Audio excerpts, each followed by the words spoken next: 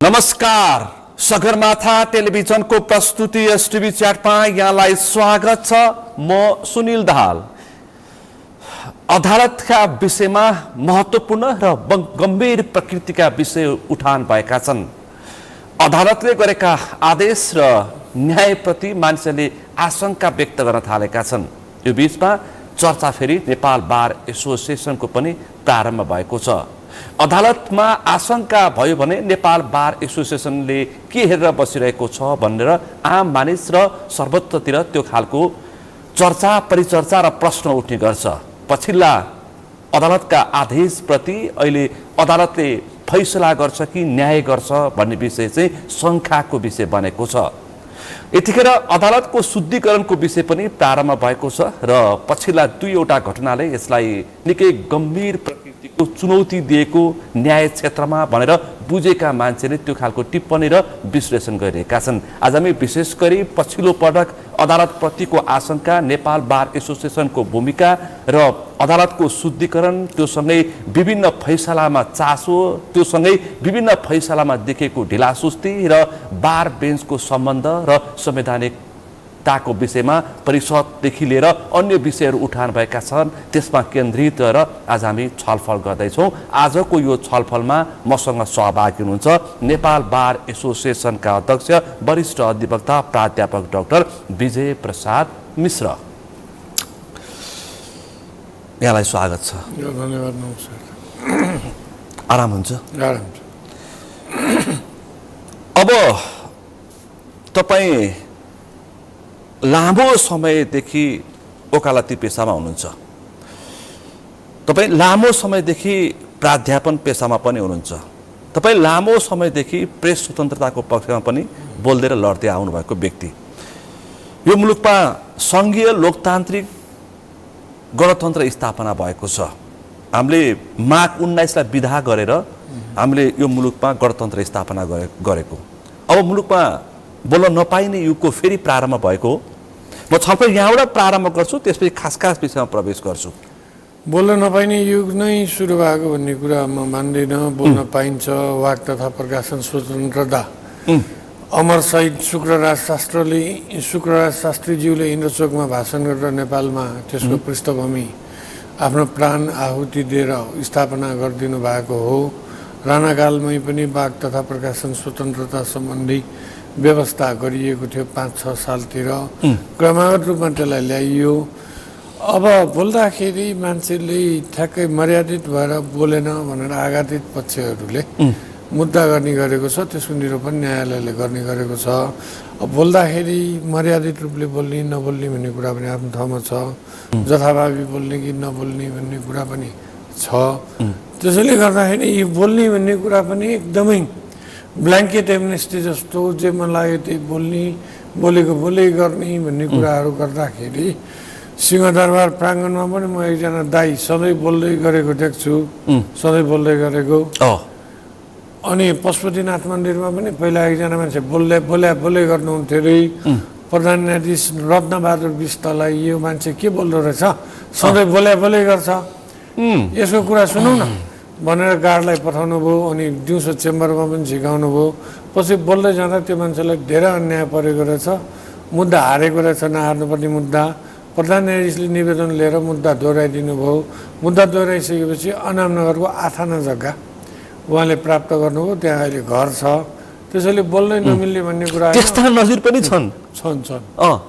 बोल्न मिल्छ, तर बोल्दाखेरि एकदमै प्लान गरेर मान्छेलाई सिद्ध्याउने मिसन नै अपनाएर यसलाई नसिद्ध्याएसम्म मेरो मिसन पुरा हुँदैन भनेर साम दाम दण्ड भेद सबै प्रयोग गरेर बोल्न मिल्दैन। बोलाइ पनि एउटा अस्त्र हो। तर सरकार र न्यायालयको विपक्षमा चाहिँ अब बोल्न पाइँदैन। मेरो विचारमा त्यस्तो छैन। सरकारको विषयमा पनि न्यायालयको विषयमा पनि फोरमबाट आफूलाई मर्यादित भएर सीमाभित्र रहेर बोल्ने कुराहरू जायज कुरा बोल्दाखेरि टच हुन्छ। नयाँ कुरा बोल्न पाइन्छ, जायज कुरा बोल्न पाइन्छ, तथ्यपरक कुरा। अहिले बोल्यो भने पक्राउ पूर्ति जारी हुन्छ। मेरो विचारमा यो पक्राउ पूर्ति भन्ने पहिला थिएन। हेर्नुहोस्, सोझै पुलिसले अनुसन्धान गरेर पक्राउ गर्नुपर्ने मान्छेलाई पक्राउ गरेर अदालतमा ल्याउँथ्यो। अहिले पक्राउ गर्नुपर्ने व्यक्तिलाई पक्राउ गर्ने, पक्राउ गर्न नपर्ने व्यक्तिलाई पक्राउ नगर्ने, अदालतको न्यायिक विवेक प्रयोग होस् भनेर पक्राउलाई नियन्त्रण गर्न ल्याइएको यो पक्राउ धेरै गर्नलाई होइन।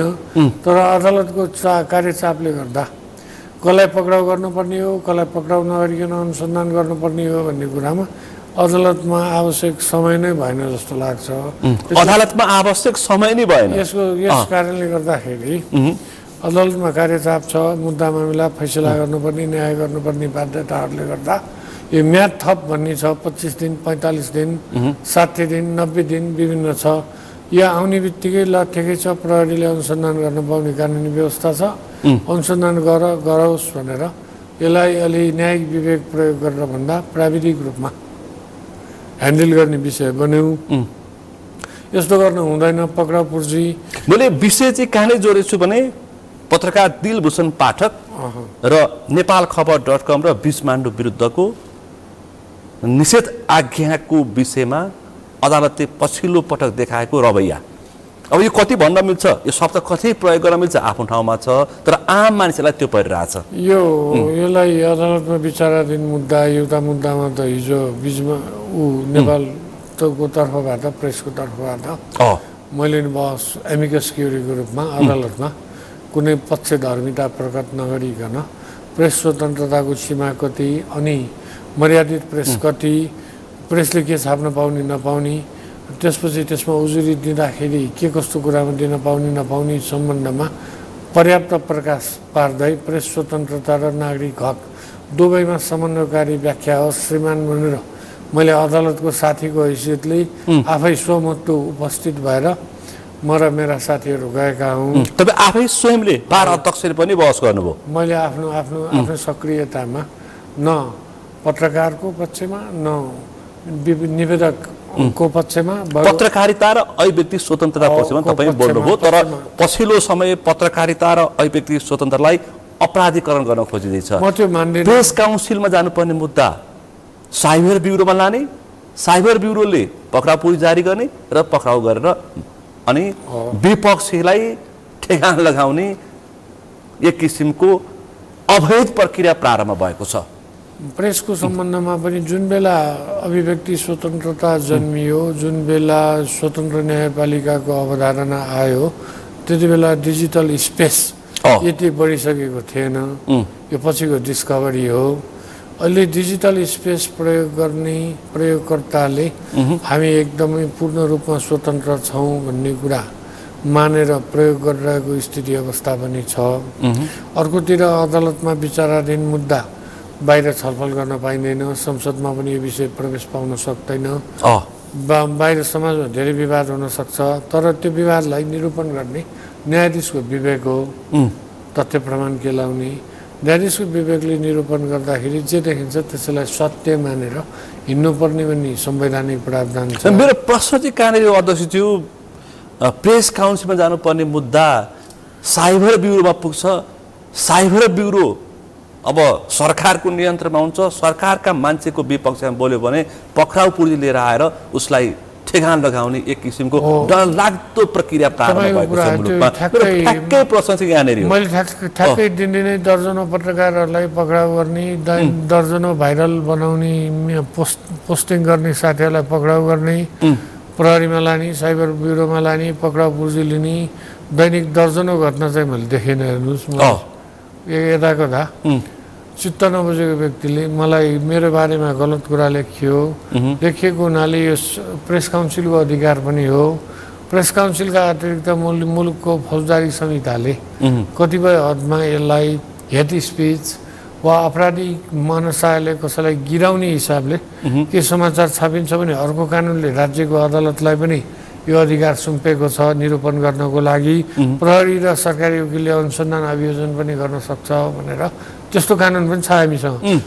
दुईटै कानुन छ। तर पछिल्लो कानुन चाहिँ बढी आकर्षित हुन थालेछ। प्रेस काउन्सिलको कानुन आकर्षित हुने कि यो कानुन आकर्षित हुने?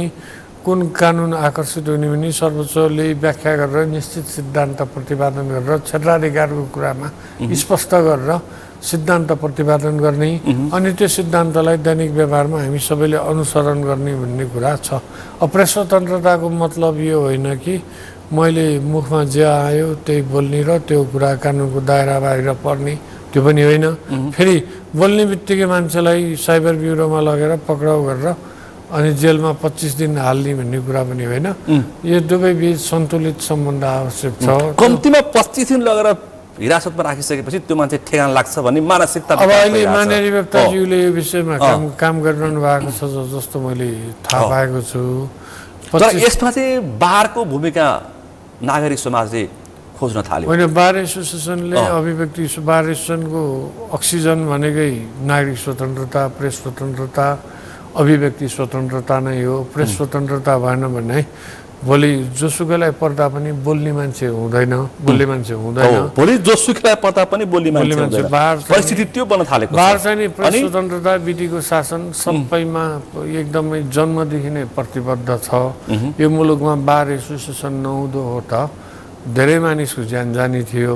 यो जनयुद्ध कालमा पनि हामीले धेरै मान्छेको ज्यान जोगाएका छौँ। बन्दी प्रत्यक्षीकरण आफै अग्रसर सत्य पनि हो। अनि अर्को कुरा म यहाँलाई के पनि भन्छु भने हाम्रो 1997 सालमा शहीदहरूको ट्रायल जो भयो, जसको कारणले 5 जना व्यक्तिलाई मृत्युदण्डको सजाय सुनाइयो। शहीद शुक्रराज शास्त्री, दशरथ चन्द, गङ्गालाल, धर्मभक्त र पूर्णनारायण प्रधान। पूर्णनारायण प्रधानज्यूको पछि डेथ पेनाल्टी, लाइफ इम्प्रिजनमेन्टमा परिणत गरियो। त्यति बेला पनि बार भएको र बहस गर्न पाएको थियो भने निरङ्कुश तन्त्रैमा पनि चरम समयमा पनि जुद्ध शमशेर सक्रिय हुँदा पनि यदि त्यहाँ बार एसोसिएसन थियो, पढे लेखेको मान्छे थियो, बहस गर्ने अवसर थियो भने हामी के विश्वास व्यक्त गर्छौँ भने त्यहाँ ट्रायल त्यो रूपमा सञ्चालन हुने थिएन, सजाय त्यो रूपमा हुने थिएन। त्यो सबै हुनुमा निरङ्कुश तन्त्रको मान्छे मारेर तर्साएर आफ्नो शासन लम्ब्याउने भन्ने त थियो नै। तर त्यसलाई हामी केही न केही रूपमा धक्का दिन्थ्यौँ भन्ने मलाई लाग्छ। त्यसैले बारको प्रतिबद्धतामा शङ्का नगर्नुहोस्। तर अराजक अनि एकदमै हामीले प्रेस स्वतन्त्रताको नाममा अराजकता खोजेको होइन, तर प्रेस स्वतन्त्रताकोमा निमोट्ने सरकारको रवैयाको विरुद्ध खोजेका मर्यादित प्रेसको पक्षमा सधैँ बार एसोसिएसन उभिन्छ। तर दिलभूषण पाठकलाई चाहिँ त्यो पर्टिकुलर पक्राउ नगर्नु भनेर आदेश दिनु पर्यो। त्यो आदेश कसले दियो? अदालतले दियो। कसले बहस गर्यो? वकिलहरूले गरे। वकिलहरू के हुन्? बार एसोसिएसनका सदस्य हुन्। कसले गर्यो भन्दाखेरि हाम्रै मित्रहरू, हाम्रै सदस्यहरूले नै गर्नुभयो। त्यो आदेश सम्मानित अदालतबाटै जारी भयो। जारी यस्तो आदेश, यस्तो घटनाक्रमहरू अब विषयमा त अदालतले नै अस्थायी रूपमा निरूपण गरिसकेको हुनाले अहिले विचाराधीन मुद्दामा हामीले छलफल गर्न मिल्दैन। तर मैले न्यायालयको माथि मानिसहरूको आशंकाको, चिन्ताको प्रश्न एउटा दृष्टान्त मात्रै पेश गरेको छैन। न्यायालयमा त्यस्तो मानिसहरू देखिनुहुन्न। सबै लोकतन्त्र प्राप्तिको सङ्घर्षमा लागेर उच्च शिक्षा अध्ययन गरेर मुलुक सेवा गर्ने प्रतिबद्धतासहित जानुभएको मान्छेहरू नै देख्छु म न्यायपालिकामा। तपाईँ त्यसो भन्नुभयो। यसभन्दा अगाडि रञ्जन कोइरालाको फैसला आदेशमा हामी चकित पर्यौँ। अहिले कङ्ग्रेस नेता पूर्व मन्त्री आफ्ताब आलमको यो वीरगञ्जको उच्च अदालतले दिएको आदेशप्रति मानिसहरू त अब विश्वस्त हुन छोडे न्यायालयमा। पहिला तपाईँले के भनिदिनु पर्यो भने नि यो विषयमा कुनै मुद्दा आयो भने मानिसले जे भन्यो त्यो गर्ने कि कानुन र प्रमाणले जे भन्यो त्यो गर्ने, त्यो कुरामा प्रश्न हुनु पर्यो हामी। तर यो परिदृश्यमा चाहिँ भएन तपाईँले त्यसरी अब जवाफ दिनुभयो भने मानिसहरू फेरि अर्को आशंका गर्न थाल्छन्। मान्छेको आशंका, मान्छेको चाहनामा इन्साफ हुने कुरा भएन। हेर्नुहोस्, यो कुरा यति कुरा प्रश्न हुनु पर्यो नि। मान्छेको डरको कारणले इन्साफ गर्ने हो कि सबूत प्रमाण कानुनले गर्ने हो? अदालत बनाएको 40,000 मुद्दाको विषय उठान गरेको होइन, दुईवटा गम्भीर प्रकृतिको फैसलाको विषय उठान गरेको। यो प्रश्न नै अलिकति सान्दर्भिक हो कि होइन विचार गर्न पर्यो। तपाईँले यो प्रश्नमा चाहिँ अब मान्छेले अभिव्यक्तिको स्वतन्त्रता तपाईँले सुरुमा कुरा गर्नुभयो। मैले केही कुरा व्यक्त गर्दाखेरि 40,000 मान्छे आएर मलाई घेर्छ, मलाई कुद्छ, पिट्छ, तर्साउँछ भनेर अब मैले कुरै व्यक्त नगरेर गर्ने हो भने मेरो अभिव्यक्तिको स्वतन्त्रता कहाँ गयो? मेरो बारेमा बोलिदिने के हो? मान्छेले एउटा मुद्दामा विभिन्न प्रकारको अवधारणा राख्न सक्छ। हेर्नुहोस् है, अवधारणामध्ये कुन अवधारणा ठिक हो भन्ने कुरा पहिला देउता आफैले इन्साफ गर्दथ्यो। त्यो इन्साफ गर्ने काम धेरै गाह्रो भइसकेपछि देवताले राजाको आविष्कार गर्नुभयो। राजाले अधिकार प्रयोग गर्दै गइसकेपछि राजाले पनि नभ्याइसकेपछि प्रधानमन्त्रीले पनि मेरो त अब विभिन्न राजनैतिक कुराहरू छ, अब न्याय बारेमा विवाद गर्ने काम, विवाद निरूपण गर्ने काम न्यायाधीशले गर्ने भन्ने कुरा भयो। यो बेलायतमा ठुलो विवाद छ, यो बारेमा विवाद पर्यो।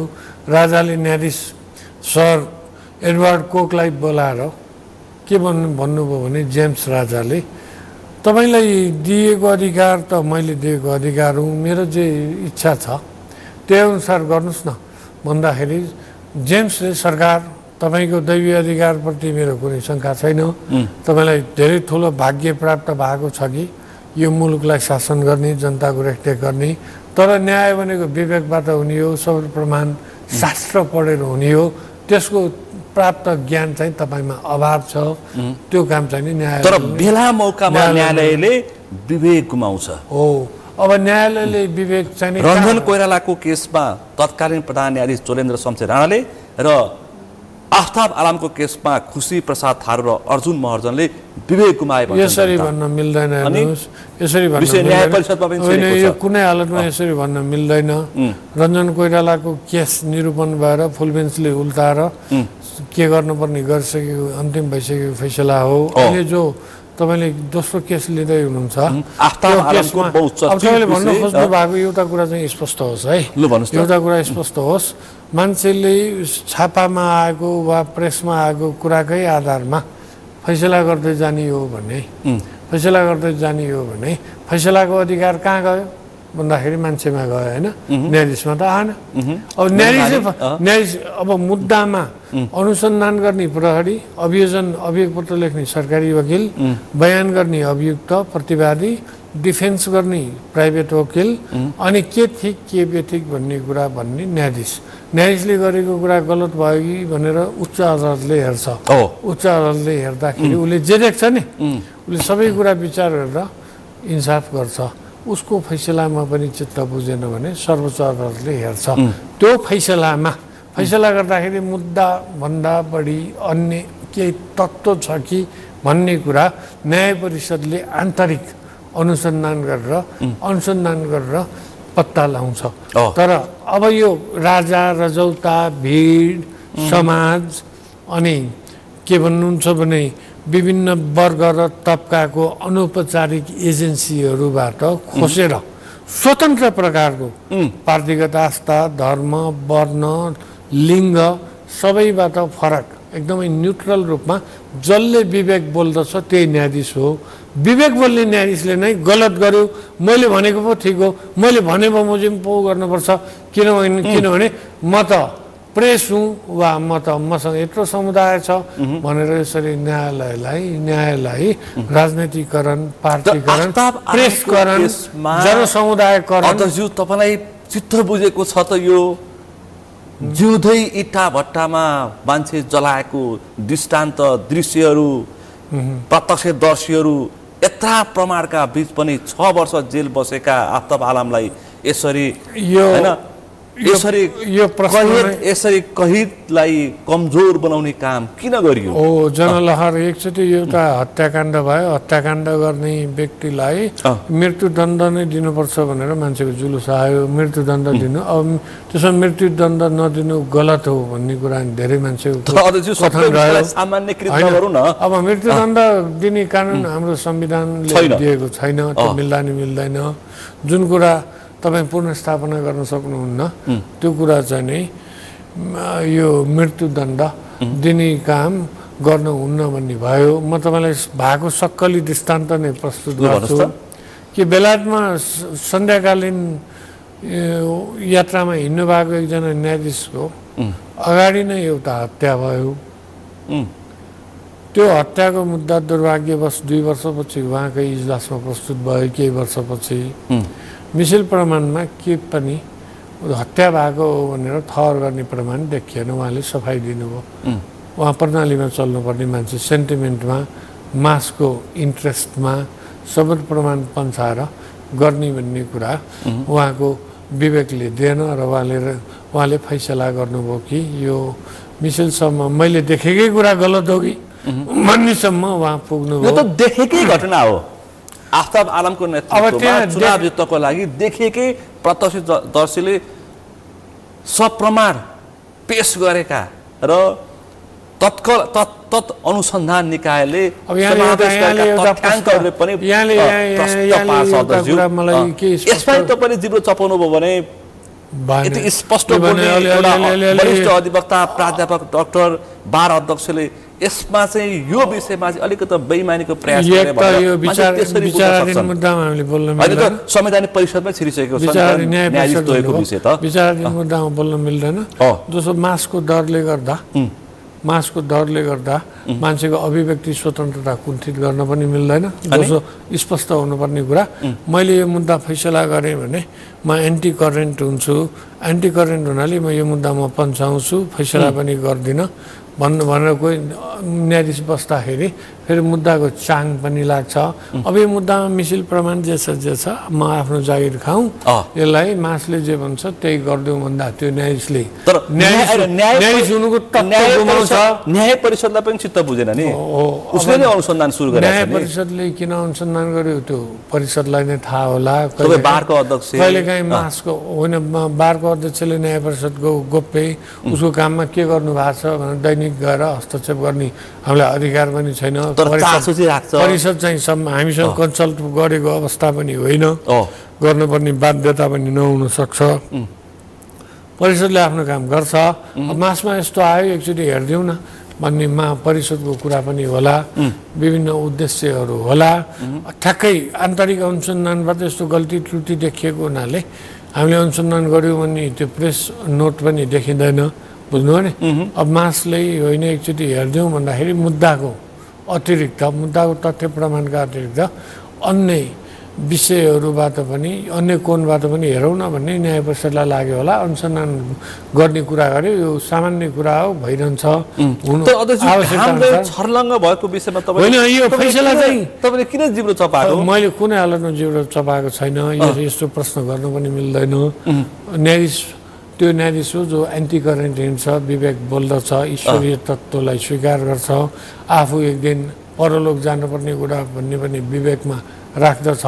आफ्नो विवेकलाई कुनै हालतमा पनि बन्धक नबनाइकन 1 लाख मान्छेले नै आएर यो मुद्दामा त यसै हो भनेर भन्दा पनि मेरो विवेकले त यो नमाने हुनाले म यो घोषणा गर्छु भनेर हामीले नमान्ने हो भने अब हाम्रो फौजदारी न्याय प्रणाली जो पक्राउ पर्यो उसले सजाय खाने मिनिमम न्यायाधीशले आफ्नो निर्दोषिता देखाउनको लागि दोषी निर्दोष जोसुकै होस् सबैलाई सजाय गर्ने पद्धति बस्यो भने यो अभिव्यक्ति स्वतन्त्रता, फौजदारी न्याय सम्बन्धी हक सबै सोकेसमा जान्छ।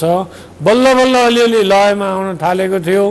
पहिला डाक्टर भक्तमान श्रेष्ठको अपहरण केसपछि फौजदारी 15-16 वर्षदेखि फौजदारी न्याय प्रणाली चाहिँ अलिकति सरकारमुखी भयो, सजायमुखी भयो। सरकारमुखी भने सजायमुखी है, सजायमुखी भयो। जो मुद्दामा पर्यो उसको घर जग्गा सर्वस्व जीवन उजाडियो, यतिको निर्दोष मान्छेलाई छोड्नुपर्ने भनेर हामीले धेरै बहस गरेपछि, धेरै फोरमबाट आवाज उठाइसकेपछि फौजदारी न्याय प्रशासनमा देखिएको विकृति विसङ्गति अलिअलि मलम पत्ती लागेर अलिक चमक देखिन थालेको थियो। अब यसमा पनि हामीले जे भन्यौँ त्यही हुनुपर्छ, त्योभन्दा बढी हुनु हुँदैन भने तर्कमा गयो भने भोलि कुनै पत्रकारलाई, कुनै वकिललाई वा कुनै बुद्धिजीवीलाई पक्राउ गरेर लग्यो भने पनि अब छोडौँ। तपाईँले फेरि यसमा यतिको कुरा तथ्य पब्लिक छानबिनबाट देखिएको कुरा पनि मान्नुहुन्न, यसलाई कहाँ छोड्ने? यो त अब बसोस्, मास साम्य होस्, अनि हेरौँला भनेर मान्छेलाई 6 महिना, 1 महिना, 2 वर्ष, 3 वर्ष, 6 वर्ष, 8 वर्ष जेल हाल्यो भने के हुन्छ? अनि प्रणाली हुन्छ भिडबाट सञ्चालित हुने कि कानुनद्वारा? आम मानिसको बुझाइ एउटा छ, अनुसन्धानमा देखेका तथ्याङ्कहरू पनि छन्, खैर यो अदालती प्रक्रियामा छ। होइन नि, आम मान्छेको बुझाइबाट इन्साफ हुने हो कि शपथ प्रमाण कानुन विवेक? त्यति भन्नु न। प्रमाण आम मानिस सबै वकिल हुन्, सबै न्यायाधीश हुन्। प्रमाण विवेक सपुत प्रमाणले नै अब त्यो भन्ने कसले? राजा रजौटाले कि भिडले? न्याय दिनु र भिडको मैले ठ्याक्कै भिडकै भाषा बोलेको होइन, तर देखेका प्रमाण यसरी सबुतहरूलाई चाहिँ न्यायपालिकाको रक्षा गर्ने कर्तव्य बार एसोसिएसनको हो बुझ्नु नि बार एसोसिएसन फेरि नै आफ्नो लागि गर्ने जनताको लागि जनताको लागि जनताको लागि बारले आफ्नो लागि बेन्चको रक्षा गर्छ भन्छ कुनै हालतमा गर्दैन या बार र बेन्च नभएको भए शाही आयोग अहिलेसम्म खारेज हुँदैन थियो बुझ्नु नि अनि शाही आयोग खारेज नभएको भएदेखि जनआन्दोलनलाई बल पनि प्राप्त हुन सक्दैन थियो राजाले गरेको कदम खारेज गर्न पाऊँ भनेर निवेदन दिने पनि वकिल सन्तोष महतो नै हुन् बहस गर्ने पनि वकिलहरू नै हुन् न्यायाधीशहरू केदार प्रसाद गिरी मीनबहादुर रायमाझी रामप्रसाद श्रेष्ठ अनुपराज शर्मा रामनागिना सिंहको विशेष इजलासले शाही आयोग खारेज गरे हेर्नुहोस् अब त्यहाँ पनि भिडले भने बमोजिम राजाले गरेको काममा अदालतमा प्रश्न चिन्ह खडा हुन सक्दैन यो मुद्दा दिने वकिल को हुन् फैसला गर्ने न्यायाधीश को हुन् भनेर प्रश्न उठेको भएदेखि तर एउटा प्रश्न चाहिँ गर्छु आजभोलि के भाषा स्थापित भइरहेछ भन्दाखेरि कुन चाहिँ बेन्चमा कुन न्यायाधीश पर्यो त्यसको आधारमा अदालतको प्राङ्गणमा फैसला यसरी आउँछ भनेर मान्छेहरूले त्यो खालको दाबी पेश गर्न थालेका छन् मैले त आम रूपमा त्यस्तो कुन चाहिँ न्यायाधीशको बेन्चमा कुन मुद्दा पर्यो त्यसको आधारमा फैसला आकलन बाहिर भइसकेको हुन्छ अब यसलाई कसरी हेरौँ भन्नुहुन्छ भने नि न्यायपालिकामा केही कमी कमजोरी जो बेला बेलामा देखिन्छ वा देखिएका छन् प्रतिवेदनमा लेखिएका कुराहरू छन् त्यसलाई हामीले भित्रभित्रै यहाँ हामी जुन शैलीमा प्रस्तुत भइरहेका छौँ त्योभन्दा डबल ट्रिपल र त्योभन्दा अझ शक्तिशाली रूपमा यो के हुन्छ कसो हुन्छ के गर्दै हुनुहुन्छ भन्ने कुराहरू हाम्रो छलफल हुन्छ छलफल यति प्रश्न न्याय नमरोस् अब फैसला मात्रै होइन कि न्यायको फैसला होस् भन्ने मेरो चिन्ताको प्रश्न हो हाम्रो सधैँको आवाज नै हो हेर्नुहोस् तर हुन्छ न्याय हुनुपर्छ अब न्यायको परिभाषा के हो भन्ने कुरा पनि अब कतिलाई आफूले भने बमोजिम नभएसम्म न्याय हुँदैन हेर्नुहोस् मैले भनेकै न्याय हो मैले भनेको नभन्नुहुन्थ्यो यो मुद्दा टुङ्गिन पनि हुँदैन मैले भनेकै न्यायले छिन्नुपर्ने कसरी पर्दछ भन्दा मैले जे भन्छु त्यही हुन्छ अरू कुरा हुँदैन न्यायले विवेक प्रयोग गर्न पाउँदैन तपाईँको वकिलले बहस गर्छन् कि सेटिङ गर्छन् आजभोलि हजुर तपाईँको वकिलले तपाईँका वकिलले बहस गर्छन् कि सेटिङ गर्छन् म त सेटिङ गर्ने वकिलहरू मेन स्ट्रिममा देख्दिनँ बुझ्नुभयो नि अब वकिलमा पत्रकारमा सबै क्षेत्रमा राजनीतिमा विकृति विसङ्गति सबै होला सबैमा तल त्यसलाई मेन स्ट्रिममा ल्याएर मूल प्रवाह नै त्यसरी दूषित भयो प्रदूषित भयो भनेर अर्थ गर्न पर्ने अर्थ गरिहाल्नुपर्ने स्थिति भइसकेको छ जस्तो मलाई लाग्दैन पछि बाहिर देखेको आम मानिसमा जुन खालको चिन्ता देखिएको छ आशंका छ त्यस्तो चाहिँ छैन म त त्यस्तो देख्दिनँ हामीले 10-10 15-15 वर्षमा यो आयोगहरू पनि गठन गर्छौँ हरिकृष्ण कार्कीको आयोग अस्ति 78 सालको रिपोर्ट छ त्यो पनि कार्यान्वयनमा छ आफै नै प्रधान न्यायाधीश हुँदा त कार्यान्वयन भएन हरिकृष्ण कार्कीको प्रतिवेदन पास यो प्रतिवेदन कार्यान्वयन हुन्छ भन्नेमा त मान्छेहरू विश्वस्त हुन छोडिसके यो अहिलेको प्रधान न्यायाधीशले त्यसलाई रणनीतिक योजनामा न्यायपालिकाको कार्यक्रमहरूमा राखेर कार्यान्वयन गर्दै जाने प्रतिबद्धता व्यक्त गर्दै तपाईँ बार अध्यक्षको हुँदाखेरि तपाईँको कार्यकालमा होस् भन्ने एउटा म कामना चाहिँ गर्न सक्छु होइन हामी त प्रत्येक दिन केही न केही न्यायपालिकामा पद्धतिमा सुधार होस् भन्ने कुराहरू गरिरहेका छौँ सिनियर एडभोकेटले जुनियर एडभोकेटलाई लानुपर्ने कुरा पनि कम्पलसिभ बनाइयोस् भनेर अब पुस्तान्तरणको कुराहरू पनि हामीले गरिरहेका छौँ अब न्यायपालिकामा देखिने विकृति विसङ्गति इत्यादिमा पनि ठोस काम होस् मुद्दामा न्याय परोस् हर्षद प्रकृतिको बाट मुद्दा छिनोफानो नहोस् न्यायाधीशहरूको मनोबल पनि बढाइयोस् त्यसपछि यो पद्धति स्थापना होस् त्यो न्यायाधीशको लागि होइन वकिलको लागि पनि होइन जनताको लागि हो न्यायको लागि त्यो त हाम्रो केही विवादै छैन त्यसमा हामीले गरिरहेका छौँ तर अब यो मुद्दामा यो फैसला हुनै पर्छ नभइसकेपछि त्यो न्यायपालिका विकृत हो भन्ने शैलीबाट जानियो भने त्यहाँ एउटा नयाँ प्रकारको परिस्थिति निर्माण हुन्छ त्यस्तो परिस्थिति तर न्यायालयमा राजनीतिक दबाव प्रभाव र आर्थिक दबाव प्रभाव चाहिँ छ त्यो हुनु हुँदैन, त्यो छ कि छैन भन्ने कुरामा अहिले ठ्याक्कै यो छ, यो मुद्दामा प्रभाव भयो। हरिकृष्ण कार्कीको प्रतिवेदन मैले दुईचोटि पढाएको छु। हामीले सैद्धान्तिक रूपमा त्यो कुरालाई व्यावहारिक प्रश्न गरे, सैद्धान्तिक रूपमा त्यो कुरा हामी बिचको समस्या छ। अब समस्यालाई एकदमै उजागर गर्दै प्रश्न गर्दै बोल्दै बोल्दै गइसकेपछि निदान हुने कुरा भएन। हेर्नुहोस् है, होइन? जस्तो मेरो शरीरभित्र यो चोट छ भन्दै म कराउँदै हिँडेँ भने म त जानुपर्ने चिकित्सककोमा औषधि गर्नु पर्यो, होइन? त्यो औषधि चाहिँ नि भित्री रूपमा कसरी गर्नुपर्ने भन्ने कुराहरू हामीले सधैँ गर्नुपर्छ, हामीले गरिआएका छौँ, गर्छौँ। र अर्को विषय संसदमा कुरा उठ्यो, सांसद अमरेश कुमार सिंह, डाक्टर अमरेश कुमार सिंह उठाउनु भयो, कानुन मन्त्री न्यायाधीशलाई फोन गर्छन् र आज यो मुद्दा छ, राम्रोसँग हेरिदिनु पर्यो भनेर दबाब र प्रभावमा राख्छन्। कसले कसलाई फोन गर्यो, कुन फोन नम्बरबाट कतिमा गयो, कुन मुद्दाको लागि गएको, कति बजे गएको भनिदिएको भएदेखि हामी उहाँलाई सघाउँथ्यौँ। कल डिटेल निकाल्नुपर्छ। अध्यक्षज्यू, तपाईँ पनि जिम्मेवार पक्ष हो, नेपाल बार एसोसिएसनको अध्यक्ष, आम नागरिकको समेत विश्वासको संस्था हो। तपाईँ आफै प्राध्यापक, डाक्टर, वरिष्ठ अधिवक्ता हो, शालीन व्यक्ति हुनुहुन्छ, तपाईँले क्षमता देखाउनु पर्यो। अब कल डिटेल्स देखाऊ, यहाँ यस्तो छ उस्तो छ भनेर एफएसआरली एकदमै ओपन, कुनै प्रमाण बेगर। अब यो बोल्दाखेरि यो सुधार ओरिएन्टेड हो कि भाइरल ओरिएन्टेड हो भन्ने कुरा सुधार, हामीले त सुधार हुन्छ भने अपेक्षाको प्रश्न गरेको। मैले यसो बोलेर 2-4 दिनमा भाइरल हुँदाखेरि अलि मनोवैज्ञानिक सन्तुष्टि, मेरो भ्यू कति पुग्यो, मलाई कतिले लाइक कमेन्ट गरे भन्ने कुराहरू आफ्नो ठाउँमा छ। तर संवेदनशील कुरामा चाहिँ नि बेसिक प्रमाणहरू चाहिँ हुनुपर्छ। अमरेशज्यू म चिन्छु है, तर उहाँले भन्नुभएको कुराहरू केही सबुत प्रमाणमा आधारित भएदेखि सम्बन्धित निकायले हेर्छ होला। तर यो गम्भीर विषय भइरहेछ, सामाजिक सञ्जालमा यसो बहस भइरहेछ, सञ्चार माध्यममा महत्त्वपूर्ण प्रश्नको रूपमा उठान भएको छ, समाचारको रूपमा। यो प्रणाली बारको जिम्मेवारीको विषय पनि बन्छ। यो प्रणाली उत्थान गर्नको लागि, प्रणाली सुधार गर्नको लागि, विकृति झाँगिएको विकृति विसङ्गति हटाउनको लागि के काम हुन्छ भने त त्यो एउटा कुरा गर्छु मैले। विनोद चौधरीले एउटा आत्मकथा लेखे, त्यो आत्मकथामा बाँसबारी छालचा कारखानाको विषय उठान गरे। एक लाइनले विषय कहाँ पुग्यो भन्दाखेरि विनोद चौधरीले को स्वामित्वमा पुगेको जग्गा नेपाल सरकारमा आइपुग्यो। त्यसकारण एउटा शब्दले पनि कहिलेकाहीँ ठुलो घटनाको रहस्य उद्घाटन गर्छ।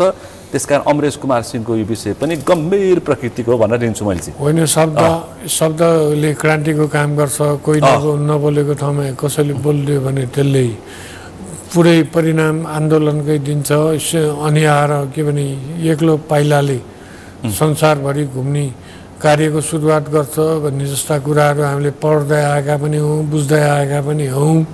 बुझ्नु हो नि? अब यस्तो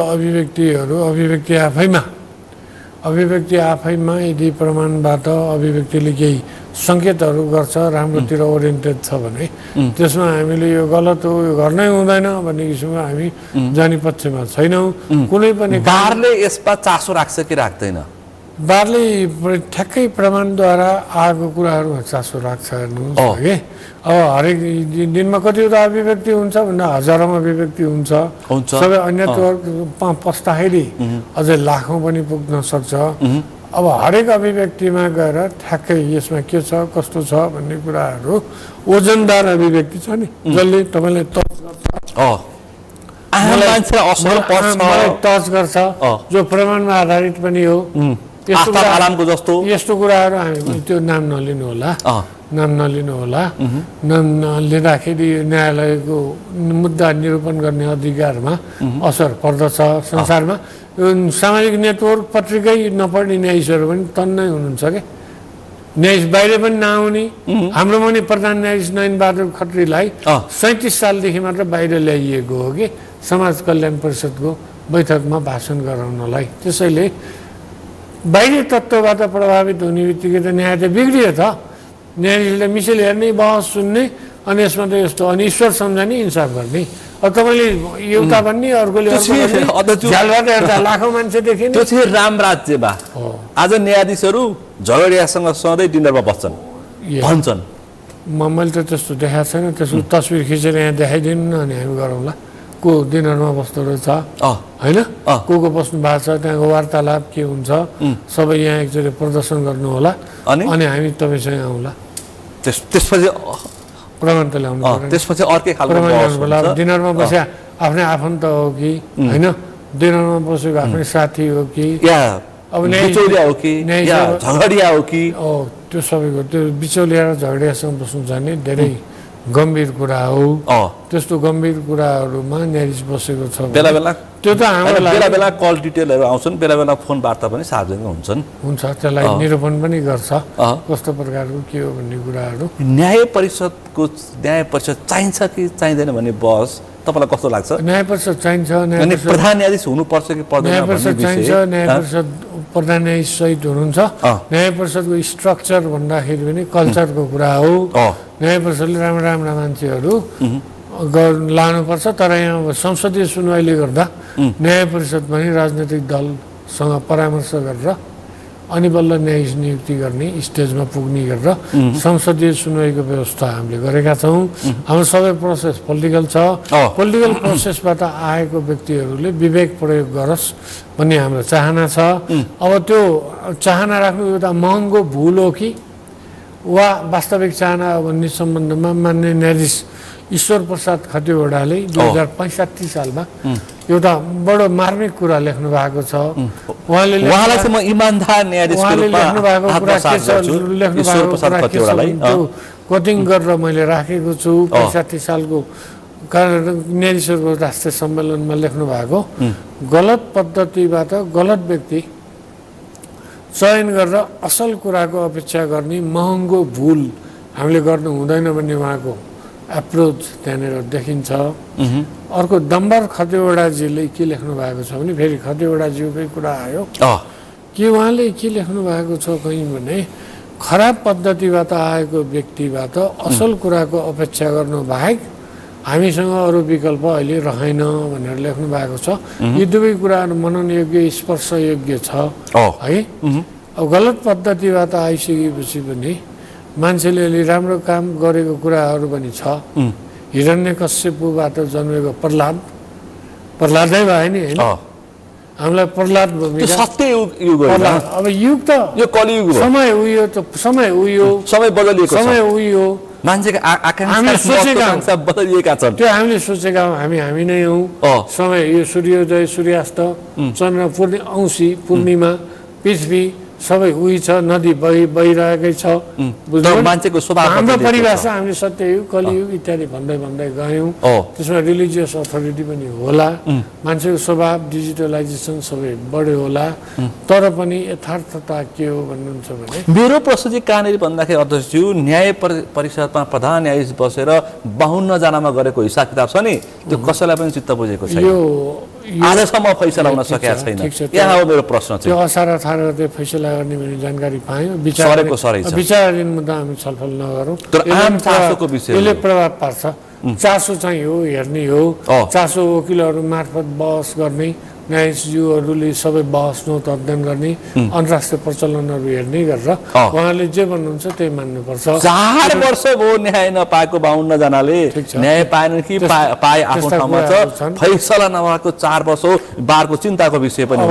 यो कुरा हो, यसलाई चाहिँ फैसलामा एड्रेस गर्ला। राज्यको अङ्ग चलाउनेहरूको मुद्दा 4 वर्षसम्म फैसला हुँदैन। ठिक छ, यस्ता ढिलाइ हुनु कुरालाई हामी समर्थन गर्न सक्दैनौँ। तर 18 घण्टाभित्र चाहिँ प्रधानमन्त्री नियुक्ति गर भनेर त्यही सर्वोच्चले आदेश दिन्छ। मुद्दाको तथ्य अनुसार अब त्यो त राम्रो भयो नि, प्रधानमन्त्री 149 जना बहुमत पुगेको हुनाले यति समयभित्र गर्नु भनेपछि मुलुकले प्रधानमन्त्री पायो अनि चुनाव भयो। अहिले तर राजनीतिक सौदाबाजीको आदेश थियो भन्छन् मान्छेहरू। अब यो एउटा मान्य न्यायाधीश लक्ष्मण प्रसाद अरियालज्यूले साह्रै मार्मिक कुरा भनेर जानुभएको छ। त्यो म भनौँ है, भन्नुहोस् त। उहाँले भन्नुभएको के भने उहाँ नेपाल बार सङ्घ अध्यक्ष पनि हुनुभयो, प्राध्यापक पनि हुनुभयो, स्कुलको शिक्षक पनि हुनुभयो, ग्राउन्डदेखि उठेको मान्छे। न्यायाधीश भइसकेपछि न्यायाधीशले जसलाई मुद्दा जिताउँछ उसले न्यायाधीशलाई धर्मराजको रूपमा देख्छ अरे, जसलाई मुद्दा हराउँछ त्यो मान्छेले यमराजको रूपमा देख्छ अरे कि। धर्मराज न्यायाधीशको दुईटा व्यक्तित्व हो, न्यायाधीश उही हो, तर हार्ने मान्छेले यमराज भन्छ अरे न्यायाधीशलाई, जित्ने मान्छेले यो धर्मराज मलाई न्याय दियो प्रणाम तपाईँको राम्रो होस् भनेर कामना गरेर जित्ने मान्छेले मुलुकमा न्याय मरेको रहन्छ भन्छ त्यसो भन्छ। त्यसैले गर्दा यो परिभाषा अनेक छन् होइन। अब अहिलेको प्रधानमन्त्रीज्यूले अस्ति युवा कानुन व्यवसायको सम्मेलनमा अब मान्छेको कान उही छ, आँखा उही छ, नाक उही छ, ओठ उही छ, टाउको उही छ, विचार फरक छ, अब यस्तै हो, के गर्ने भन्नुभएको थियो। त्यो पनि मलाई टची नै लाग्यो युवा कानुन व्यवसाय सम्मेलनमा। अब यस्तो भइरहन्छ। अब युनिफर्म स्ट्यान्डर्ड यो न्यायको हुन्छ भन्ने संसारभरि कहीँ पनि छैन। न्यायमा 2+2 2 4 पनि हुनसक्छ, 22 पनि हुनसक्छ, 2 पनि हुनसक्छ, एकभन्दा माथिको 2 पनि हुनसक्छ। परिभाषा त्यही त कानुन दैवले जानुन् भने त्यही पनि होला। कानुन त दैवकै उपज हो। हेर्नुहोस् है, दैवको कानुनलाई कानुनले अहिलेसम्म परिणत गर्न सकेको छैन। तपाईँले सूर्योदय र चन्द्रोदयको समय मानव निर्मित कानुनले परिवर्तन गर्न सक्नुहुन्न, न त तपाईँ भूकम्प, पहाडी पहिरोलाई कानुनले परिणत गर्न सक्नुहुन्छ। त्यसैले कानुन दैवी योगदान पनि हो, दैवसँग जोडिएको कुराहरू पनि हो। दैव जानुन् भन्ने कुराहरू नै पनि भन्दा पनि ठ्याक्कै यो कुरामै यस्तो हुन्छ भनेर कानुनमा लेखिएको पनि हुन्छ। कहिलेकाहीँ व्याख्याको आवश्यकता पर्छ, व्याख्याले कानुनलाई मजबुत गर्छ। संसारभरि हुने यही हो। कानुनलाई संस्कारको रूपमा लिनु। पूर्व अध्यक्ष गोपाल कृष्ण घिमिरेले सुरु गरेको आन्दोलन जारी छ। हामीले न्याय परिषद नियमावली परिवर्तन हुनुपर्छ। न्यायालयमा एकदमै मनलाग्दी नियम, कसैलाई सिनियर बनाउनको लागि रातारात नियम परिवर्तन गर्न मिल्दैन भने आवाज उठाएका छौँ। त्यसमा हामी कायमै छौँ। दोस्रो कुरा, बोलेको अभिव्यक्ति स्वतन्त्रताकै आधारमा अपेलनाको तरवार त्यस सम्बन्धी मुद्दा यहाँले जे गर्नुहुन्छ छिटो निरूपण गरिदिनुहोस् भनेर हामीले भनेका छौँ। बुझ्नु नि, त्यो भन्नु हाम्रो कर्तव्य हो। पत्रकार, वकिल, कसैको मर्यादित मुख थुन्नु ले पद्धतिलाई समाप्त गर्दछ भन्ने कुरामा हामी प्रतिबद्ध नै छौँ। अब त्यसले गर्दाखेरि मैले मर्यादित भन्ने शब्द प्रयोग गरेको छु। बारम्बार मर्यादित शब्द प्रयोग म पनि सहमत छु, तर मर्यादाभित्रै बस्दाखेरि पनि राज्यले अमर्यादित देखिरहेछ। विसङ्गति अब ठ्याक्कै मेन स्ट्रिम जति मान्छेहरू मैले देख्यौँ, सङ्गत गऱ्यौँ, ठ्याक्कै मान्छेलाई थुन्दै अब एकदमै एफएम बन्द गर्दै, मोबाइल बन्द गर्दै यो अभिव्यक्ति स्वतन्त्रता दराजमा राख्नुपर्छ भन्ने खालको प्रवृत्ति मैले चाहिँ देखिनँ है। म धेरै सकारात्मक भएर सबै कुरामा सकारात्मकता खोज्ने मान्छे पद्धति विकास गर्दै गएको हुनाले हो कि होइन। म फेरि बुद्धिज्मको लिटरेचर पनि धेरै रुचि साथ पढ्छु, त्यसको कारणले पनि हो कि के हो भन्ने कुरा। अब यो धेरै नकारात्मकतातिर लगेर पद्धति नै समाप्त गर्ने एउटा डिक्टेटरसिप नै उदय गराउनु छ भन्ने खालको माहौल चाहिँ मैले देखिनँ। एक्लै नै भन्दाखेरि न्याय परिषदमा प्रधान न्यायाधीशले 52मा जानमा जस्तै गरेको बार्गेनिङ आवश्यकता, औचित्य र सान्दर्भिकताको विषयमा ठ्याक्कै बारले के भन्छ? बार्गेनिङ चाहिँ गर्नु हुँदैन, प्रधान न्यायाधीशलाई न्याय परिषदमा राख्नुहुन्न नै भन्ने हरिकृष्ण कार्की प्रतिवेदनमा लेखिएको छ, जसमा अहिलेको प्रधान न्यायाधीश पनि सदस्य हुनुहुन्छ। ठ्याक्कै तपाईँको धारणा चाहिँ के छ? यो प्रधान न्यायाधीशको धारणा के छ? प्रधान न्यायाधीशलाई राज्यको नियुक्ति तन्त्रमा प्रधान न्यायाधीश राख्नु हुँदैन, आवश्यक पनि छैन। अब त्यहाँ राखिसकेपछि लोभ पलाउन पनि सक्छ। मैले सही गर्ने ठाउँमा 2 जना मेरो मान्छे राखिदियो भनेर अघिल्लो दिन सचिवलाई यो 2 जना मान्छे राखिदियो भने म सही गर्छु, होइन भने तपाईँहरूले राख्नु भएको मान्छेमा म किन साक्षी बस्ने? त्यति मात्रै सीमित भयो हुन्थ्यो नि, त मन्त्री नै खोजे। त्यो सबै गलत भइसकेपछि मन्त्री नै खोजे, उहाँले त्यो परिणाम पनि भोग्नुभयो, परिणाम भोग्नुभयो, राम्रै भोग्नुभयो। कर्मको परिणाम यही देखिन्छ। जसरी बाछाले माउ खोज्दछ, कर्मले कर्तालाई खोज्छ भन्ने हाम्रो नीति पनि रहेको छ। त्यसैले गर्दा भाग्न खोज्ने मान्छेहरूले के पनि परिणाम भोगेन। त्यसैले भाग खोज्ने नखोज्ने भन्दा नि प्रधान न्यायाधीश न्युट्रल हुनुहुन्छ, न्युट्रलमै रहन दिउँ। उहाँ सबैको अभिभावक हो, 65 वर्षसम्म राम्रो सेवा गरेर गइसकेपछि भोलि वकिलहरूको मासमा भेट्दा पनि त्यस्तै प्रधान न्यायाधीशसँग धेरै मान्छे झुम्मिएर अन्तर्क्रिया गरेको, सेल्फी खिचेको, उहाँसँग रिल बनाएको म देख्छु क्या। त्यस्तै व्यक्तित्व, उहाँलाई पनि शान्ति हुन्छ। मलाई बोलाउनु भयो, मैले के हार्म गरेको रहेनछु, मलाई सबैले मन परायो, म सबैलाई मन पराउँछु भन्ने। अब पुरै आइसोलेटेड बाहिर जाँदाखेरि पनि त्यहाँ कहाँ कोही मान्छे नआउने, आफ्नो सेक्युरिटी गार्डसँग मात्रै बस्नु। एउटा जनताको चिन्ताको प्रश्न, 46 साल यता पछाडि न्यायाधीशको सेवा सुविधा बढ्यो, तर न्यायालयमा अफैसलाको चाङ मात्रै बढ्यो। त्यो कुरा छ हेर्नुहोस् है 46 साल अगाडि आम मान्छेको प्रश्न हो यो चाहिँ मैले सर्वोच्चकादेखि अदालतका गेटमा सुनेको विषय हो यो चाहिँ। अब यसलाई न्यायपालिका बारेसले प्लानहरू बनाउने अनि सक्षम न्यायाधीशहरू लाने यो त दुई शब्द अघि तपाईँले विनोद चौधरीको एक शब्द भन्नुभयो नि त्यहाँ अदालतमा दुई शब्द बोल्ने बित्तिकै यो मुद्दाको कन्टेन्ट त यो हो यसमा यसले लम्ब्याउन खोजिराखेको छ यसले चाँडो फैसला आओस् भन्ने चाहिरहेको छ मुद्दाको मूल वस्तु चम्किने तत्त्व यहाँ छ भनेर पहिले आएर त्यो ईश्वरीय तत्त्व पहिले आएर तुरुन्तै फैसला गर्ने न्यायाधीशहरू हामीलाई चाहिएको छ त्यो न्यायाधीशको पहिचान त्यस्तो न्यायाधीशलाई प्रमोट गर्ने काम नियुक्ति बार एसोसिएसनले गर्नुपर्छ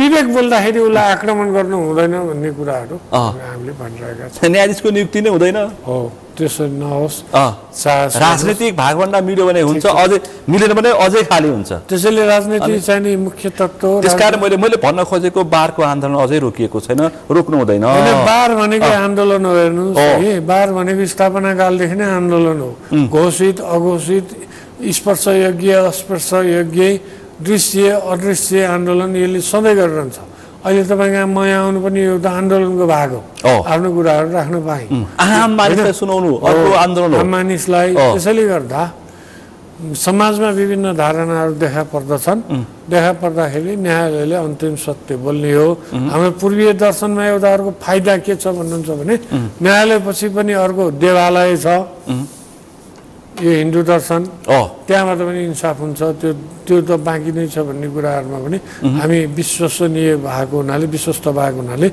टु लेयरको एउटा अहिले देखिने न्यायालय छ अर्को नदेखिने न्यायालय पनि छ चित्रगुप्तले अभिलेख राख्छ भन्ने तर तपाईँको कार्यकालमा 12 बेन्च दुवैको राम्रै शुद्धिकरण होस् राम्रै अपरेसन होस् अपरेसन सफल होस् भन्ने चाहिँ हामी त्यो चाहन्छौँ ठिक छ यहाँको त्यो चाहनालाई पुँजीको रूपमा लिएर क्यान्सरको सङ्केत देखिसकेका छ त्यसले ज्यान नजाओस् हो त्यसले फर्स्ट स्टेजको स्वरूप लिनुभन्दा अगाडि नै त्यसलाई हामीले निप्तारा गरेर निको गरेर केमो लाउनु पर्ने कि रेडियोथेरापी लाउनु पर्ने कि वा गुलियो खान नहुने हो कि सबै कुरालाई विचार गरेर अघि बढाउने पक्षमा हामी छौँ हामी अघि बढिसक्यौँ यहाँहरूको कामनालाई पुँजीको रूपमा लिएका छौँ फेरि यो कामना गर्दा गर्दै पनि के गर्न सकेनौ भनेर भन्नु होला 3 वर्षपछि र मुख देखाउन लायक नरहला भन्ने चिन्ता हामीलाई प्रत्येक क्षण प्रत्येक पल छ नि बगैँचामा जाँदाखेरि जसरी किराले फलो गरेर आउँछ नि त्यो चिन्ताले हामीलाई फलो गरेर तर यस्तो चाहिँ सुन्नु नपरोस् कि काङ्ग्रेस एमालेको गठबन्धनबाट विजय प्रसाद मिश्रले बार एसोसिएसनको अध्यक्ष बन्ने मौका पाएको उनीहरूकै सेवा गरेर फर्कियोस् भन्ने चाहिँ यो कानले सुन्नुपर्छ कि पर्दैन त्यो होइन हामी त वकिल हौँ म रुल अफ लका सिपाही हौँ हामीलाई बनाउने पद्धतिमा सबै साथीहरूले मद्दत गर्नुभयो लगभग 2/3 हामीलाई ठुलो विश्वास ऐतिहासिक विजयश्री दिलाउनु भयो उहाँहरूलाई हामीले धन्यवाद दियौँ अब हामी त जे विवेकले देख्छौँ त्यही बोल्छौँ बोल्नु पर्दछ बार एसोसिएसन अझ यो हाम्रो प्रतिपक्षी साथी जसले प्रतिस्पर्धा गर्नुभयो उहाँहरूको मुभमेन्टले पनि अझै हामीलाई जिम्मेवार बनाउनको लागि मार्गनिर्देशन गरेको छ खबरदार हामी पनि राजनीतिमा लाग्दैनौँ हामी पनि आफ्नो पक्ष धर्मिता प्रकट गर्दैनौँ मलाई आशंका गरेको पार्टीमा म छैन मैले आजदेखि छोडिदिएँ भनेर घोषणा नै गर्नुभयो नि चुनाव त्यो पनि भन्नुभयो तपाईँले चाहिँ त्यो पनि भन्नुभयो उहाँले पार्टी छोड्नुभयो भन्नुभयो अब त्यो कुरा ठ्याक्कै व्यवहारमै देखियोस् भन्ने हाम्रो निकट भन्छन् तपाईँले छोड्नुभयो हो म चाहिँ नि यो नेपाल बार एसोसिएसनको उद्देश्य विधान सबैलाई हेरेर काम गर्नुपर्छ प्राइमेरी नेपाली नागरिक त्यसपछि वकिल बार पदाधिकारी त्यसपछि आस्थाको कुरा आउँछ बुझ्नुभयो नि अनि पार्टीको सक्रियता कुरा गरे पार्टीको सक्रियता म त सधैँ वकिलकै रूपमा प्राथमिकता दिएर हिँड्नुपर्छ भनेर हिँडेको मान्छे हुँ तर होइन मेरो आस्थावान पार्टीले नै तत्कालीन प्रधान न्यायाधीश सुशीला कार्कीलाई महाभियोग लाउँदाखेरि म त प्रधान न्यायाधीश सुशीला कार्कीलाई महाभियोग लाउनु हुन्न भनेर सुनिल रञ्जन सिंहको मुद्दामा उतिखेरै बहस गरेको वकिल हुँ आइसकेपछि अब नेपाली काङ्ग्रेस संसदीय दलको विरुद्ध बहस गऱ्यौँ तिम्रो भविष्य सकियो भनेर मेरो साथीहरूले मलाई भनेका हुन् मलाई 5, 6, 7, 8, 9 वर्ष बाहिर पारिएको पनि हो। यो 5, 7, 8 वर्ष चाहिँ तपाईले वकालती पेशा छोडेको होइन होइन होइन भने त मान्छेले वकालत चुनावमा त त्यो बेकार त्यही सुने मैले बेकारको कुरा पढाएर बस्ने विगत 36 वर्षदेखि 365 दिनमा बिदाको दिन बाहेक हरेक दिन अदालतमा पुगेकी छु। म 19 वर्षदेखि 18-19 वर्षदेखि अदालतमा गएको मान्छे हुँ। 19 वर्षको उमेरमा मेरो गुरुले मलाई बागमती अञ्चल अदालतमा फाइल दिएर बहस गरेर आउनु भनेर पठाउनु भएको हो। म त्यो बेलादेखि अहिले 54-55 वर्षसम्म निरन्तर अदालतमा छु, अदालतमा गइरहेकै छु। मलाई अदालत 8-10 वर्षै भरे तपाईले अदालतमा खुट्टा नटेकेको चुनावी प्रोपोगन्डा हो। अब यो प्रोपोगन्डाको पछाडि लगेर आफ्नो दिमाग खराब गरेर हुँदै नहुने कुराहरू। अब कहाँसम्म भने 46 सालमा एकजना प्रहरीलाई काठमाडौँ गणस्थानमा राति किन हिँड्यो भनेर पक्राउ तपाईलाई त अनुसन्धान गर्नुपर्छ भनेको थियो त्यो चुनाव ताका त। ठिक छ, के गर्नुहुन्छ चुनावमा प्रतिस्पर्धा गर्ने उहाँले त्यो सीमा मिट गर्नुहुन्छ कि गर्नुहुन्न सम्मको उठान भयो। परिणाम तपाईले सुन्नुभयो नि त्यस्तो प्रश्नको परिणाम मतदाताले निसाफ गर्यो नि त हैन। मतदाताहरूले त्यो कुरा होइन रहेछ भन्ने कुरा गर्नुभयो। मैले भनेकै कुरा हुनुपर्छ भन्ने एप्रोच राख्ने मान्छेहरू यो यहाँ स्वीकार्य छैन भन्ने त मतदानबाटै प्रमाणित बन्यो होइन र। अनुसन्धान त गरे हुन्छ, जसलाई जे मन लाग्छ त्यसमा गरे हुन्छ। चुनावमा प्रतिस्पर्धा गर्ने क्षेत्र अधिकार उहाँले प्राप्त गर्नु हुँदैन हो। गरे त्यसपछि भाइरल पनि बनाए। त्यसपछि मेरै बारेमा एउटा भिडियो बनाएर अनलाइनमा के भने धेरै हजारौँ भ्युज पनि गराए। त्यसको के पनि प्रभाव परेन, विवेकले नै बोल्यो। विवेक बोलिसकेपछि म जितेँ, मेरो प्यानल जित्यो। रमन श्रेष्ठसँग तपाईँले प्रतिस्पर्धा गर्नुभयो? गरेँ। उहाँले मैले उहाँसँग गरेँ, उहाँले मसँग गर्नुभयो। उहाँसँग त त्यत्र बढे मानका मान्छे पछि लागेका थिए। बढे मानका अरू साथीहरू मतदाता बढेमान हुन्छन् भन्ने कुरा प्रमाणित भयो नि। उहाँसँग भएको बढेमान पनि मेरा गुरुहरू हुनुहुन्छ। उहाँहरूको आशीर्वाद पनि मलाई भित्री रूपमा थियो। तर बढे मानका मान्छेहरू चाहिँ उहाँपट्टि थिए त फेरि। ठिक छ, कसरी जित्ने? बढेमान मतदान गर्दाखेरि एक व्यक्ति एक मत भन्ने हुन्छ नेपालभरमा। एक व्यक्ति एक मत। अब अर्को विषयले बहुत चर्चाको विषय बनेको छ, म अन्तिममा छु। भिजिट भिसा प्रकरण भने तपाईँले सुन्नु भएको छैन? अहिले बहुत चर्चित, यो बारको पनि चासोको विषय हो। त्यसपछि अग्नि सापकोटाको विचाराधीन मुद्दा र पूर्व प्रधानमन्त्री माधव कुमार नेपालको भ्रष्टाचारको मुद्दामा हिसाब किताब मिलाएर 2 बुँदे सहमति भयो। गम्भीर प्रकृतिको न्यायालयमा खेल्ने काम गर्दैछ सरकारले र प्रतिपक्षले भनिरहेछन्। तपाईँको चासो हुन्छ कि नभए? अब यो प्रयास सबै जुक्ति सबैले निकाल्छ होइन। जुक्ति सबैले निकालिसकेपछि जुक्ति निकाल्ने व्यक्तिहरूभन्दा धेरै बाथो न्यायाधीश हुनुपर्छ। न्यायाधीशलाई बाटो देखाउने तर्क प्रमाणहरू प्रस्तुत गर्ने काम वकिलको हो। यो मुलुकमा खेलखाल स्वतन्त्र धेरै हुन्छ भन्ने बडा महाराज धिराज पृथ्वीनारायण शाहको कथन पनि रहेको छ। जसले जसुकै गरे पनि न्यायाधीशको अगाडि आउने फाइलमा न्यायाधीशले मिसिल प्रमाण हेरेर नै गर्ने हो, गर्नुपर्छ भन्ने मान्यता हाम्रो छ। अब सबै प्रकारको राजनीतिक सहमति, राजनीतिक साजिस वा कम्प्रोमाइजमा बार एसोसिएसन पस्न आवश्यक पनि छैन। हामीले हेर्ने भनेको कानुन अनुसारको काम भएको छ कि छैन, कानुन विवेकको प्रयोग भएको छ कि छैन, सबुत प्रमाणको मूल्याङ्कन भएको छ कि छैन, निर्णयकर्ताले बिचौलियाको प्रभावमा काम गरेको छ कि निष्पक्ष काम गरेको छ, बिचौलियाको प्रभावमा काम गर्ने निर्णयकर्ताको बैंक ब्यालेन्स, जीवन स्तर सबै अर्कै प्रकारको हुन्छ जुन सामान्यसँग मिल्दैन। अलि अर्कै प्रकारको चरित्र देखाइसकेपछि त्यो समुदायमा चर्चाको विषय हुन्छ। समुदायमा त प्रेसमा बाहिर आउँछ, बाहिर आइसकेपछि त्यो पब्लिक राडारमा पर्छ, पब्लिक निगरानीमा पर्छ, नागरिकको सम्पत्ति हुन्छ त्यो। त्यसले गर्दाखेरि यो ठ्याक्कै पोलिटिकल इस्यु वा विचाराधीन मुद्दाहरूमा ठ्याक्कै यसै हुन्छ, यस्तो हुनुपर्छ भन्ने हामीले ओपिनियन बनाएर त्यस्तो हुन्छ त भन्ने जनताको प्रश्न के अर्थ छैन। जनताको प्रश्न मलाई त त्यस्तो होला जस्तो लाग्दैन, त्यस्तो हुन सक्छ जस्तो पनि लाग्दैन। हुन्छ अब यहाँले हुन्छ भनेर ठ्याक्कै त्यो हुन्छ भन्ने भयो भने त दुर्भाग्यपूर्ण भयो नि, त्यसलाई हामी रोक्छौँ। यही मुलुकमा यही दुर्भाग्य भइरहेछ। त्यस कारण त न्यायालयप्रतिको विश्वास, वकिलप्रतिको आस्था घट्दो छ। त्यसलाई बढाउनुपर्छ, बढ्दैन। वकिलले जिउ ज्यान बाजीमा राखेर शाही आयोग खारेज गराउनलाई रिट निवेदन दिनुभएको बिर्सनु हो त? भयो अनि वकिलप्रति कसरी विश्वास गर्ने यो मुलुकमा देवघाट कसले जोगायो देवघाटमा मेडिकल कलेज स्थापना गर्ने भनेको थियो योगी नारायणनाथले निवेदन दिनुभयो अनि देवघाट मेडिकल कलेजलाई नदिनु भनेर कसले गर्यो तनकपुरको मुद्दा कसले गर्यो लोहिका निवास कसले गर्यो भुटानी शरणार्थी कसले गर्यो गिरिबन्धु टी स्टेटमा कस्तो आदेश आयो छ वकिलले गर्ने वकिल त सोसियल इन्जिनियरिङ हुन् बेला मौकामा नसुकुन् भन्ने प्रश्न हो हाम्रो कुनै हालतमा सुक्दैन वकिल सुकेपछि वकिल कमाउँदैन त्यो चाहिँ वकिल सुक्छ भने मलाई अनुसन्धान हुनुपर्छ यो वकिलै होइन 10 वर्षदेखि अदालत आएको छैन अघि तपाईँले भन्नुभयो नि म सुन्दैछु यो कुरा म यहाँ हाम्रा मतदाताले पत्यान किनभने जो 36 वर्षदेखि अदालत आइरहेको छ बिहानदेखि साथीहरू दुःख सुखमा माथि तलदेखि माथिसम्म सबै दुःखकोमा सुखकोमा मेची महाकाली नभनिकन जो हिँडिराखेको छ पछिल्लो मुद्दा कुन चाहिँ हेऱ्यो खोज्नुपर्छ पनि भने त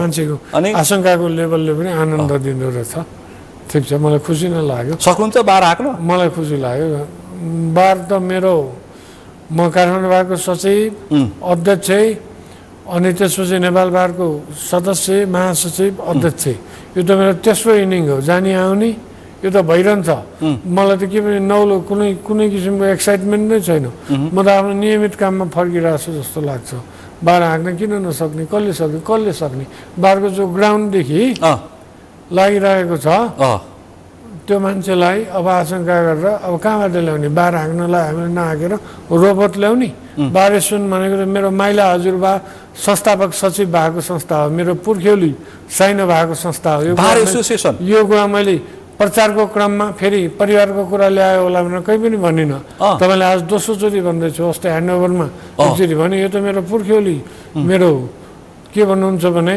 नाता सम्बन्ध जोडिएको संस्था हो यो हाँक्नलाई के गर्नुपर्छ कसो गर्नुपर्छ भन्ने कुराहरू मेरा पूर्वजहरूको आशीर्वाद मेरा अग्रजहरूको मार्गनिर्देशन र मेरो समूहको सँगैको साथीहरूको कुरा अनि मभन्दा पछाडिको साथीहरूको उत्थानको लागि गर्नुपर्ने कामहरू गरिसकेपछि बार हाँकिन्छ ठ्याक्कै